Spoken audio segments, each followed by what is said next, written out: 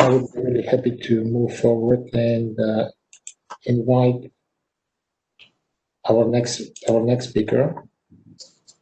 He's going to pretty fairly exciting subject: 3D bioprinting, advancing preclinical trials.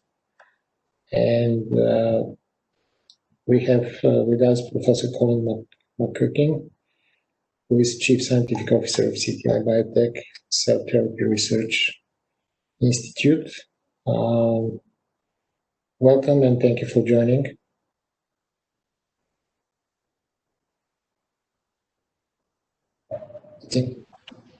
Thank you very much for the invitation.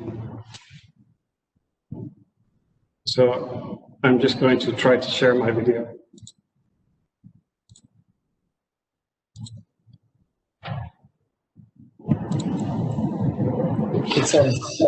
Thank you. Thank you very much, Borislav, for the introduction, and thank you very much to the Biotech Atelier for inviting me to speak today to the conference. It's disappointing not to be able to go to Bulgaria, which I have visited several times and every single time have enjoyed very much. But nevertheless, we are joining here, and I will share with you some of the work that we are doing here in Lyon in France.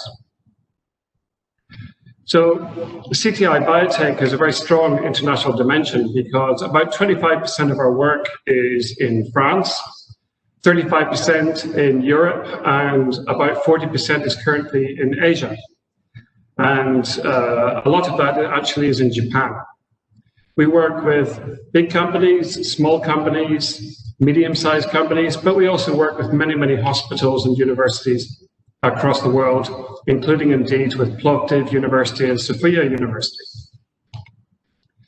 We have three main areas that we focus on: the pharmaceutical world, the skin world, and the biosourcing world. And I will explain briefly each of these. We have labs, which you can see behind me here in Lyon, which are sort of a James Bond thing, designed to be somewhere where scientists and medical doctors, sometimes even dentists, pharmacists, can work together to help create the medical research of the future.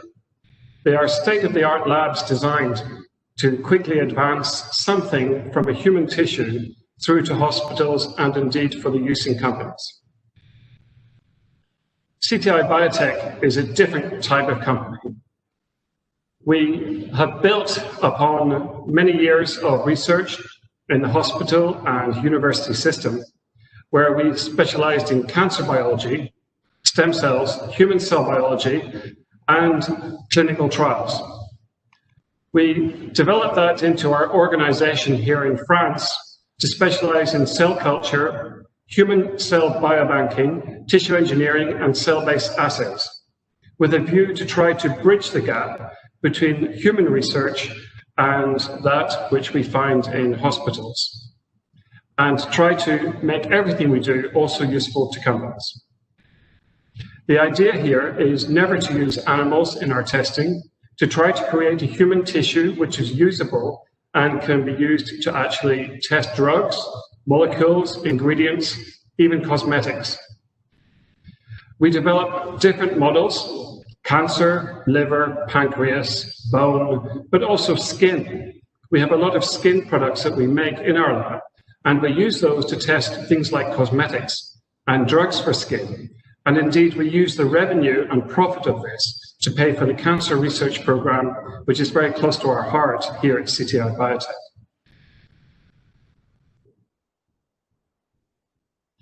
On the CTI biosourcing side, this is extremely important to us, because we are accredited by the France Ministry of Research with national authorizations to be able to collect tissues and use tissues for human research.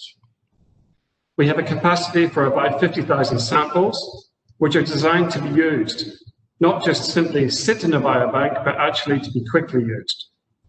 We have a network of over 200 healthcare professionals across the world who help us get human tissues, but not human tissues that are needed, human tissues that would normally be thrown away through operations or surgeries, which allow a small piece of tissue to be given to us, which we can then turn into something useful. we get access to healthy donors and, of course, diseased donors, because the comparison between them is extremely important. We have a powerful sourcing network, which is built up over 30 years of my career. It was initially built up through our cancer contacts, through looking at CTI work on tumors. And we have indeed in France the project Emodi, which brings together many public and private actors in the world of cancer therapeutics. But we also have expanded this with healthcare partners so that we can get access to skin tissues, liver tissues, and many others. The idea is very simple for us. It's to make what is thrown away useful. We have access to pathological tissues and also to healthy tissues, and this allows us to be able to do research on human tissues, which we can make useful for basic research, intermediate research, and even preclinical trials. Our skin-related work is extremely important to us because it's exciting, it's interesting. We get to work with a very variety of companies, including cosmetics companies and pharmaceutical companies. And we respond to the needs of innovation of these companies by providing them with new human tools in skin. We're able to create assays on ex vivo models of skin biopsies taken from patients. Again, to remind you, skin tissues which have been thrown away after other surgeries, either after accidents or other minor surgeries. We then make those into useful assays to test cosmetics and indeed drugs on. We also have an ability to make skin here at CTI Biotech. On the ex vivo biopsies, we're able to take pieces of skin and use them to treat with drugs or with cosmetics, sometimes even to investigate things like shampoos and other things. Now, this might seem unimportant, but this is a global market worth many billions of dollars, and it's extremely important to people. We also want to try to help people make the cosmetics and the personal products of the future. And at the same time, the revenue from this can help us with our cancer research. We have extremely advanced technologies that we have developed at CTI Biotech, including investigation of the glands of the skin. For example, the sebaceous gland. The sebaceous gland is responsible for producing the oils of the skin. These oils are extremely complex. They protect you from becoming dehydrated in your skin, but they also protect you from burns. They also protect you, for example, from ultraviolet rays, and when they are damaged, it can cause a lot of skin damage. We have worked with cosmetics companies and indeed pharmaceutical companies to develop the world's first human 3D ex vivo sebaceous gland model, where we can modelize and watch in real time what happens when a product is used to stimulate that gland to increase or decrease oils. But those oils are not just one type of oil, they are very, very complex. And they can be dysregulated in patients with atopic dermatitis or psoriasis or other diseases. And we are helping those companies and hospitals to develop their research to create better products to help dysregulated skin. We believe very closely in working with hospitals and companies, and also we believe in making our data available to the public and to other researchers. And for this reason, we often publish our work, not least with the 3D human models that we're creating here. Other models we have in skin include hair, where we can analyze the development of hair, either on a piece of scalp or directly looking at the hair itself. And some people ask us to do tests to see if we can increase the lifespan of hair for people who are losing it, but also to look at the color of hair and the strength of hair, even the texture of hair. One of the areas that I'm particularly proud in that we've developed here in Lyon is the world's first ethical baby skin model to evaluate the safety and efficacy of baby products. For many, many years, products on babies were often just watered down versions of what was used on adults. But this led to some scandals where products which would normally be used on adults were actually dangerous to children. And the reason for this is that children's skin is extremely thin, especially just after birth. we have developed a new ethical way to modelize baby skin in our laboratory and to create something which can be used to test for skin drugs, baby wipes, nappies or diapers, but also creams and anything else that would touch the skin of a baby, including food. To do this, we're able to look at the response of that skin product that we make to see whether it's responsive and causes irritation, or whether the product that's being made by someone is actually good for the baby. We try to understand in doing so that pediatric skin, children's skin, is extremely different to adult skin. Of course, adult skin is much thicker, much stronger, and we have to think about that when developing products for babies. We also do tests to understand the neural system of the skin, which is extremely important for sensation. Sometimes, as we get older, some areas of the body become less sensitive. And so we're working to develop neural models of skin to try to understand if we can resensitize skin which has lost touch feeling. In doing so, we have learned in our laboratory to actually make skin. And to do so, we take small pieces of skin from donors, we pull them apart to segregate them, and then we grow the individual cells of the skin separately. And then using advanced human bioprinting, we reprint the skin into 3D models. This is a relatively new technology that's been developed over the last 10 years by different engineers using different printers. But the hardest part of printing is getting the cells in the right format and to grow them with the right biomaterials so that they produce something which is very close to the human.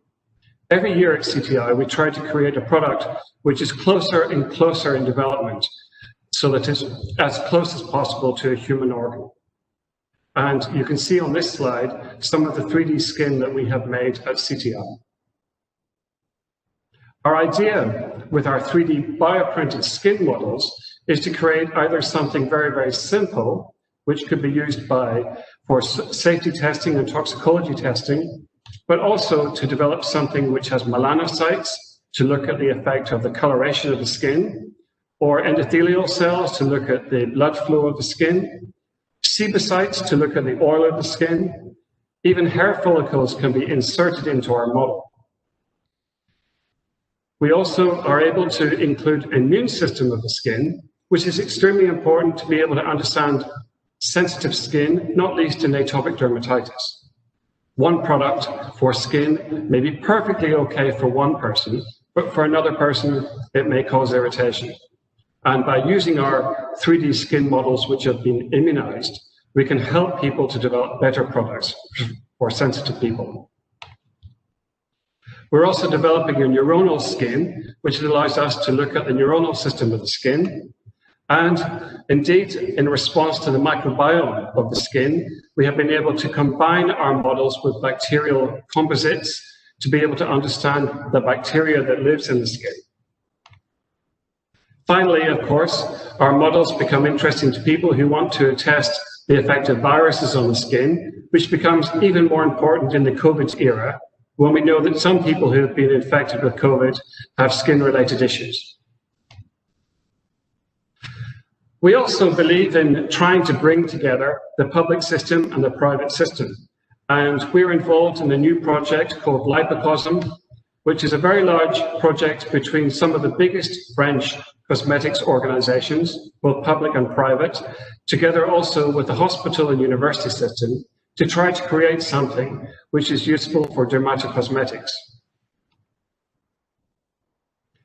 One of the biggest areas of CTI Biotech is the pharmaceutical area. We work notably in cancer, stem cells, and regenerative medicine. My own particular experience in my early years was mostly in cancer, and we have expanded upon this to try to understand which cells of the human body become abnormal. The idea with our work is, again, to create 3D models of human tumors to be able to understand how they're growing and how they develop, so that we can try to help people create a model of cancer which is very close to the original tumor and allow people to be able to develop a chemotherapy or a radiotherapy against it. The biggest project that we have created in France in recent years is a project called EMODI, Innovative Models Initiative Against Cancer. The idea here is very simple. It's to get the public system and the private system to work closely together to accelerate therapeutic innovation and identification of anti-cancer therapies. We want to make that as quickly as possible and try to speed up personalized medicine in cancer.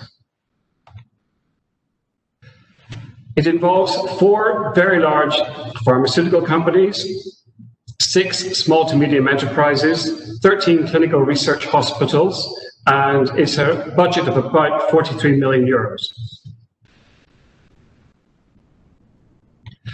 We're specializing mostly in prostate cancer, pancreas, breast, lung, ovary, lymphoma, and liver.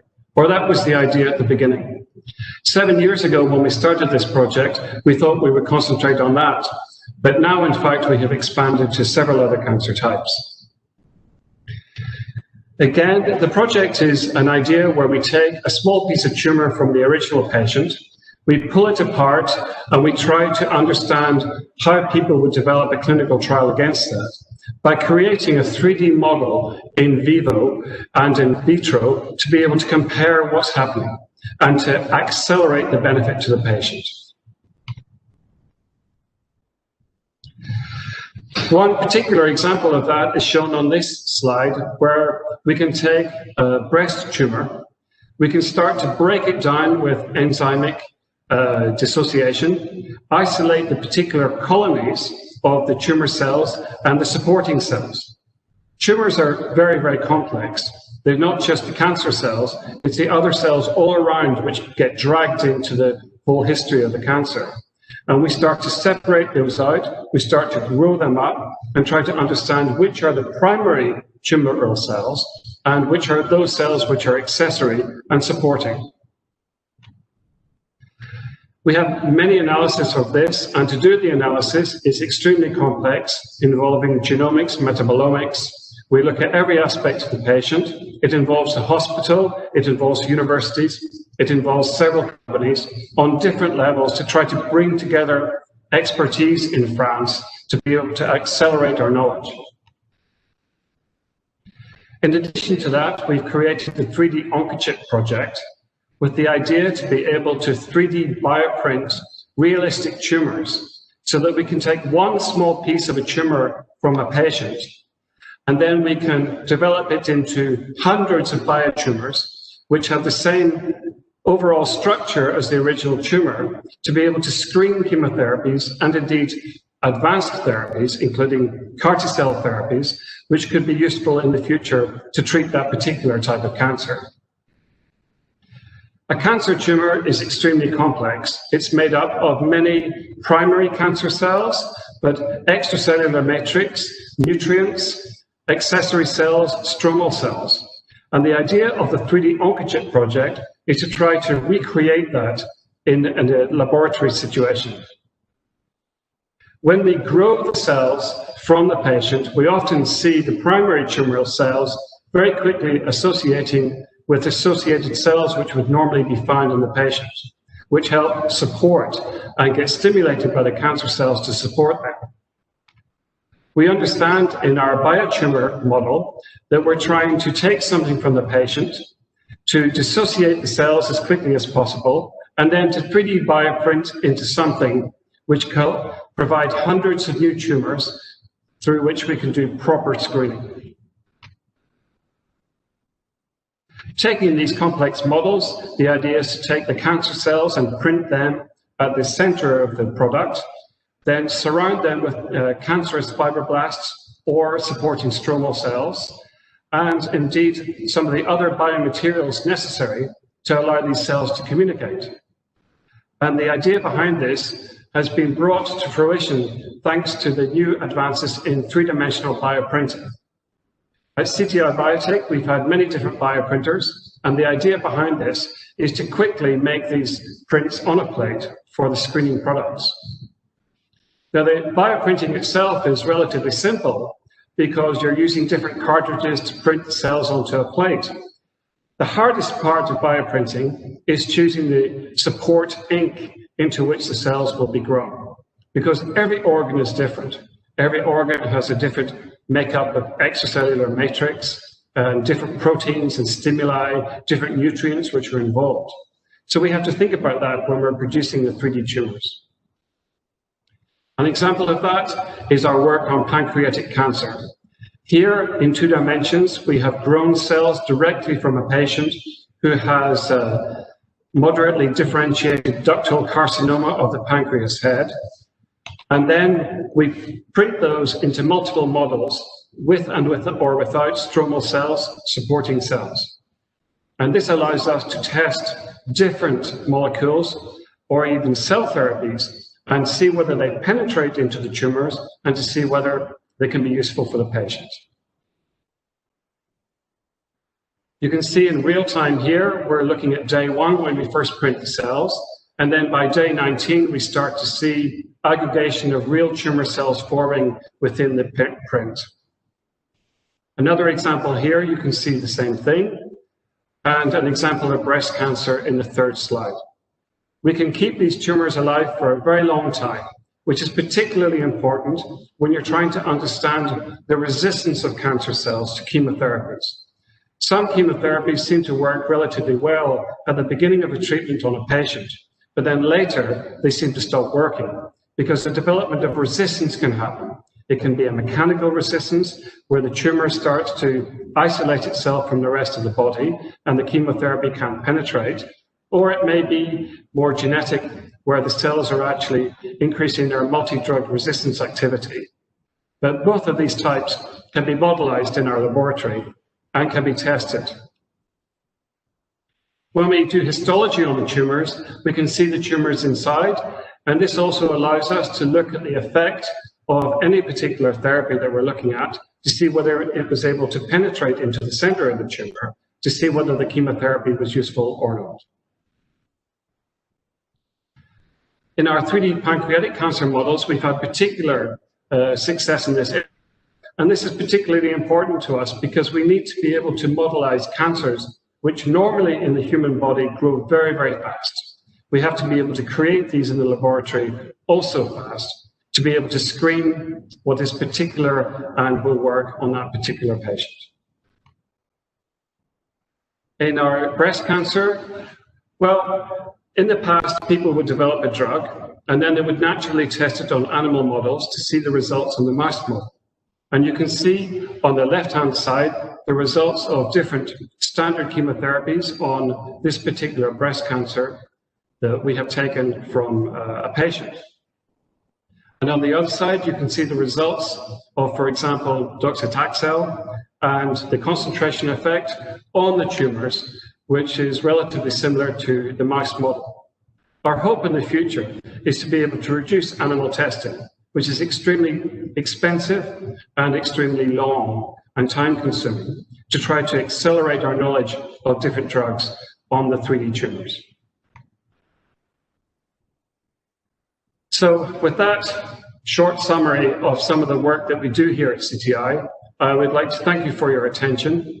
I would like to thank the organizers of the Biotech Atelier 2020, and particularly Dr. Dimitar Georgiev, who has helped to set up the Atelier and has been our friend for a long time. And also, I'd like to thank our team here at CTI Biotech, who work extremely hard in this area. So thank you.